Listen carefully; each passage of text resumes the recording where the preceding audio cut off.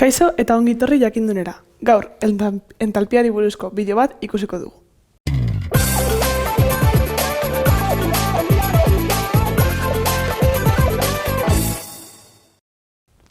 Lehenengo eta behin jakin behar dugu zer den entalpia. Entalpia bat, erreakzio bat gertatzean askatutako ala zurgatutako beroa da. Hau da, erreakzio bat gertatzen denean beroa behar du erreakzionatzeko, ala batzuetan erreakzionatzean beroa askatzen da. Nola dakigu beroa askatzen ala zurgatzen den? Dagoen entalpia positiboa denen, hau da, 0 baino handiagoa, erreakzioa endotermikoa da. Erreakzio endotermikoan, erreakzioak beroa zurgatzen dute. Eta entalpia negatiboa bada, erreakzioa exotermikoa izango da. Hau da, beroa askatuko dute.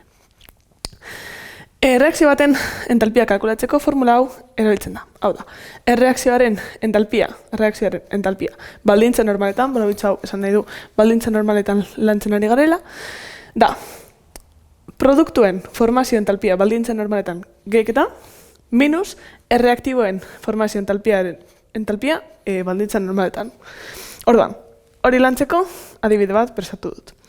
Kasu honetan daukagu bentzenoa, oxigenoa, karbono dioksidoa eta ura.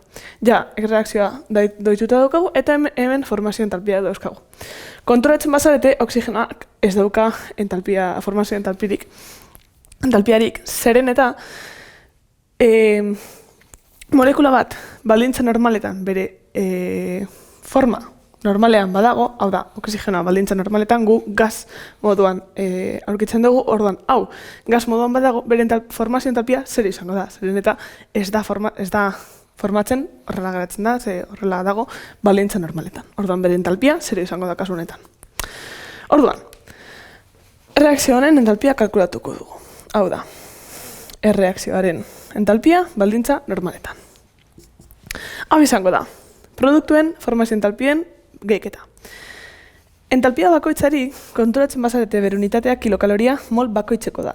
Orduan, beroa hau da mol bakar batentzat. Orduan, kasu honetan, bentzenaren kasuan bakarrik hau behar dugu, zeren eta bakarrik bentzeno mol bat daukagu, baina karbono dioksidoan eta uran molekula bat baino gehiago daukagu. Orduan, entalpia hau mol kopuruarekin biderkatu beharko dugu.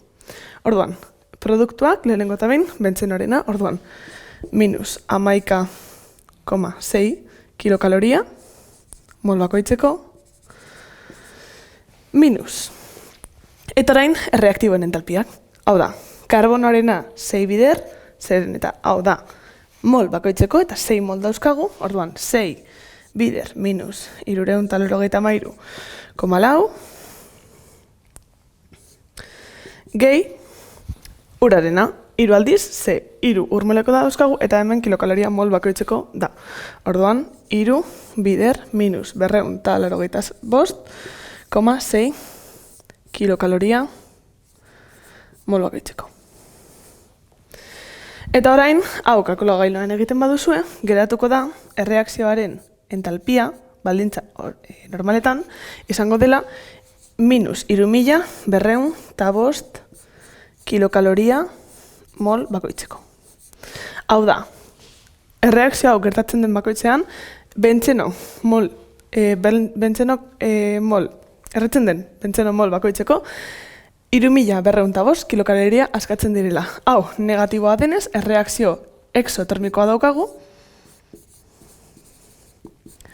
eta hau esan nahi du, beroa askatzen ari garela. Zenbat bero? 3.205 kilokaloria bentzeno mol bakoitzeko. Hau izan da dena, eskerrik asko ikusteagatik eta gogoratu sare sozialetan eta webgunean terretu jakindun.